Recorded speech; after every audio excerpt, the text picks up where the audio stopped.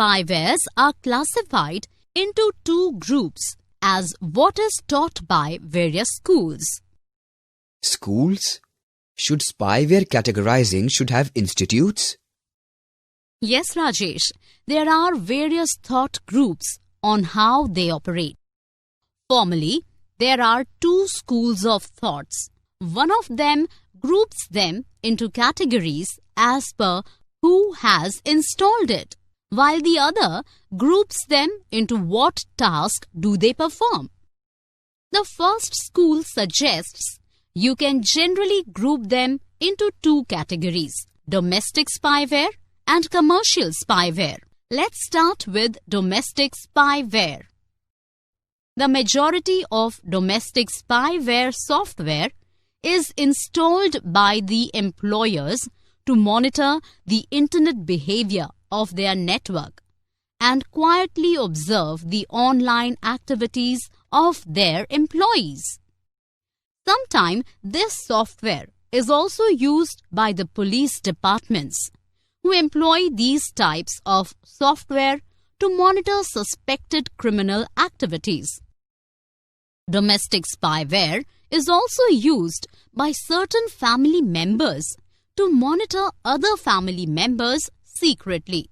Not only the owners of the computers use the spyware, there are others like some unsuspecting people using the spyware to monitor or gather information from friends. Oh, I was not aware of these kind of activities on the net.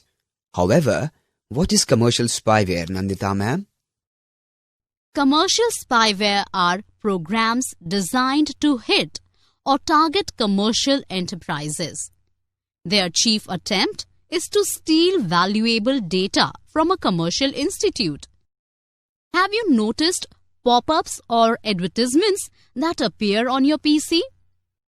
Most of them contains commercial spyware to lure unsuspecting users to buy things from their marketing enterprises.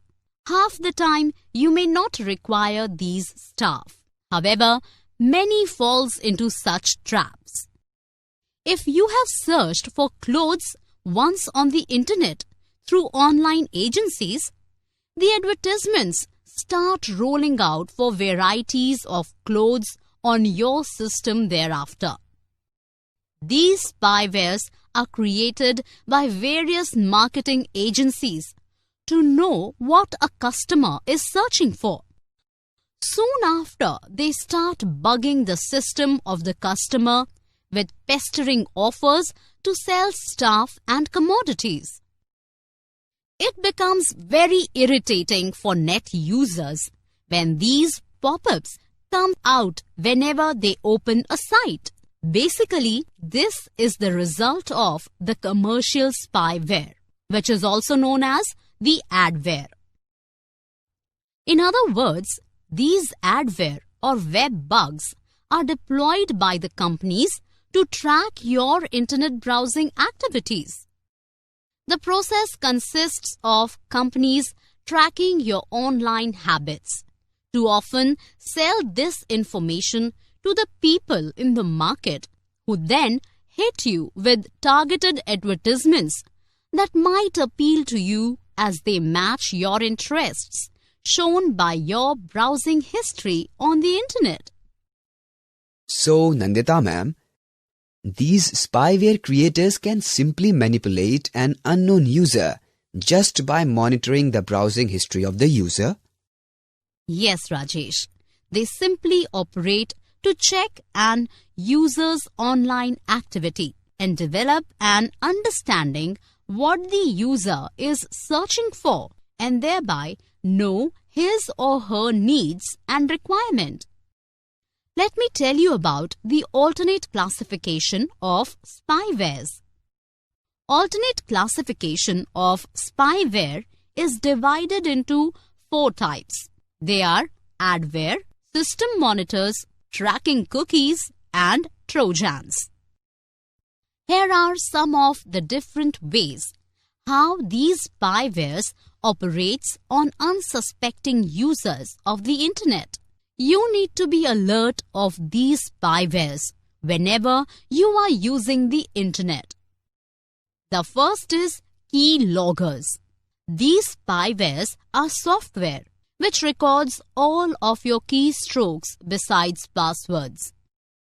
What website you visit is recorded by Internet URL or Uniform Resource Locator and website address. Loggers and screen recorders stores and send a snapshot of the screen without your knowledge. Chat loggers and email recorders are another type of spyware. This type of spyware records all your chats or emails sent or received by you.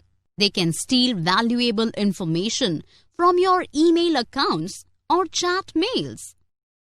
PC hijacking software is used to send thousands of emails by using your connection and your internet service provider.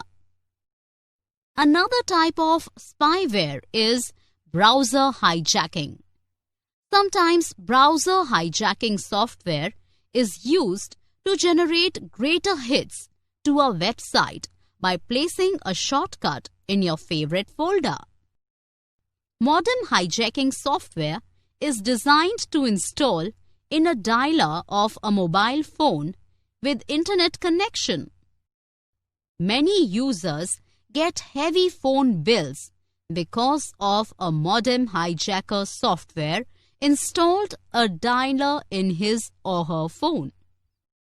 This kind of spyware usually prompts a customer to click on an email with an unknown attachment.